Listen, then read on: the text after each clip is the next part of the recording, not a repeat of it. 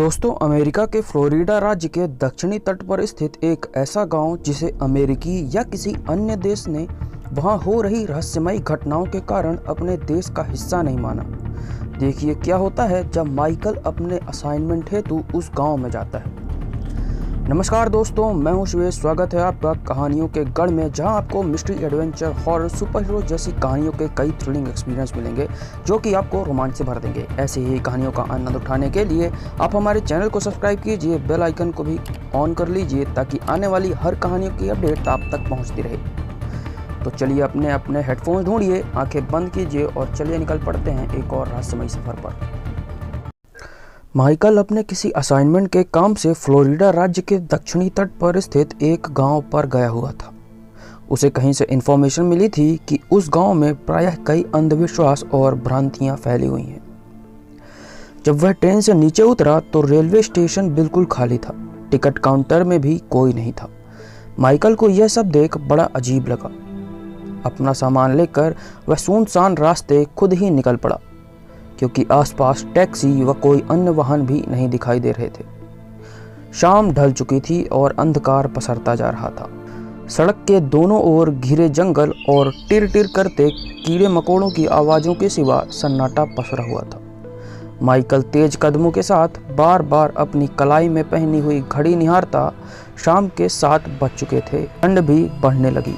रोशनी मानो अब ओझल सी हो चुकी थी। स्ट्रीट लाइट्स अचानक से जल उठी। माइकल जरा घबराया हुआ था। तभी अचानक उसे एक आवाज़ सुनाई दी। यह जरूर किसी जंगली जानवर की आवाज़ थी। माइकल किसी तरह भागने का प्रयास करने लगा। वह हाँफ रहा था और डरा भी हुआ था। तभी उसे किसी वाहन की आवाज़ सुनाई दी। पीछे कहीं दूर से एक मिनी ट्रक उसके पास आकर रुका। उसके अंदर मौजूद ड्राइवर ने कहा, अंदर आ जाओ। वह एक अधेड़ उम्र का अनुभवी व्यक्ति मालूम होता था। लगता है तुम कहीं बाहर से आए हो बेटा, उसने पूछा। माइकल ने हाँफते हुए कहा, जी अंकल, मेरा नाम केन है। उस व्यक्ति ने माइकल की तरफ हाथ बढ़ाया। मैं माइकल, उसने कहा। वह ट्रक उस जंगल से होते हुए एक गांव तक आ पहुंचा और गांव में आते ही माइकल वहां के लोगों को देखकर दंग रह गया।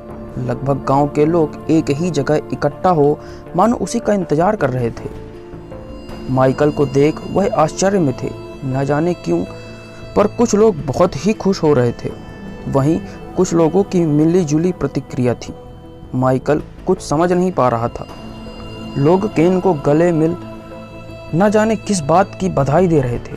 उसके मिनी ट्रक की ट्रॉली पर लदे सामान को निकाल लोग अपने अपने घर ले जा रहे थे। माइकल यह सब देख कुछ समझ नहीं पा रहा था। उन गांव वालों ने माइकल का अच्छे से स्वागत किया, उसे पेट भर खाना खिलाया और रात गुजारने को एक जगह भी दी। उसकी काफ़ी खातिरदारी हुई। माइकल को यह सब देख बड़ा अजीब लग रहा था। देर रात हो गई, मगर गांव वालों के इस अजीब बर्ताव से उसे नींद नहीं आ रही थी। तभी उसके खिड़की के बाहर कोई सफ़ेद आकृति की एक झलक दिखी। वह तुरंत उठ खड़ा हुआ। हिम्मत कर उसने दरवाज़ा खोला तो उसने देखा कि एक सफ़ेद पोशाक पहने एक पादरी उसके कमरे के आगे पीछे मंडरा रहा है। वह पागल पादरी प्रतीत होता था। पादरी, आप यहाँ मेरे कमरे के बाहर क्या कर रहे हैं? माइकल ने पूछा। लौट जाओ, पादरी ने कहा। लौट जाओ, नहीं तो वो तुम्हें खा जाएगा। कौन खा जाएगा? माइकल ने पूछा, परंतु पादरी ने उसका जवाब दिए बगैर ही वहाँ से भाग गया। तभी अचानक उसकी नज़र एक मकान पर पड़ी जिसकी खिड़की से कोई झांक रहा था। माइकल से अब रहा न गया। वह तुरंत उस मकान का दरवाज़ा पीटने लगा और चिल्लाने लगा, मुझे बताओ आखिर यहाँ क्या हो रहा है? ज़्यादा शोर मचाने के कारण उस घर के अंदर मौजूद व्यक्ति ने माइकल को अंदर बुला लिया। आखिर यह सब क्या हो रहा है? उस व्यक्ति ने बताया, देखो युवक, इस गांव में वेयरवुल्फ यानी मानव भेड़िया का साया है और यह गांव भी उसी का है। हर पूर्णमासी की रात। माइकल यह सुनते ही हंसने लगा। वह अपने जेब से पेन और पेपर निकालता है और उस व्यक्ति की बताई हर बात लिखने लगता है। युवक, इसको कोई असाइनमेंट समझने की भूल मत करना। हर पूर्णमासी की रात वह मानव भेड़िया यहाँ आता है और अपनी बलि लेकर चला जाता है। यह सारा गांव पिछले 1000 वर्षों से उसी का है। बुजुर्ग बताते हैं यदि पूरे चांद की रात उसे गांव से बलि नहीं दी गई तो उस भेड़िए का कहर इस गांव पर बरसेगा। परंतु माइकल जोर जोर से हंसने लगा। उसे यह सब किसी पौराणिक किंवदंतियों से कम नहीं लग रहा था। तुम हंस रहे हो युवक, उस व्यक्ति ने कहा, परंतु जब यही गांव वाले तुम्हारी बलि चढ़ाएंगे तब तुम्हें ज्ञात होगा। इस गांव को सरकार ने देश से निष्कासित कर दिया। परंतु माइकल अपनी काम की चीज लेकर अपने रूम पर वापस लौट गया। उसने सोचा यह गांव फ्लोरिडा के तट पर स्थित है, इसका पता इंटरनेट पर जरूर होगा, मगर नेटवर्क ही नहीं था। पूरे चांद की रात आने पर अभी भी 1 हफ्ता बाकी था, वह इससे पहले यहाँ से निकल जाएगा। अगले दिन माइकल ने गांव के कई लोगों से यहाँ की भ्रांतियाँ एवं अंधविश्वास की कई कहानियों की रिपोर्ट ली, जिससे मानव भेड़िया का जिक्र कई बार हुआ। अब उसे थोड़ा डर लगने लगा था। अपना सामान जमा वह अगले ही दिन निकलने का फैसला किया, परंतु गांव के मुखिया ने उससे 1 दिन और ठहरने का आवेदन किया।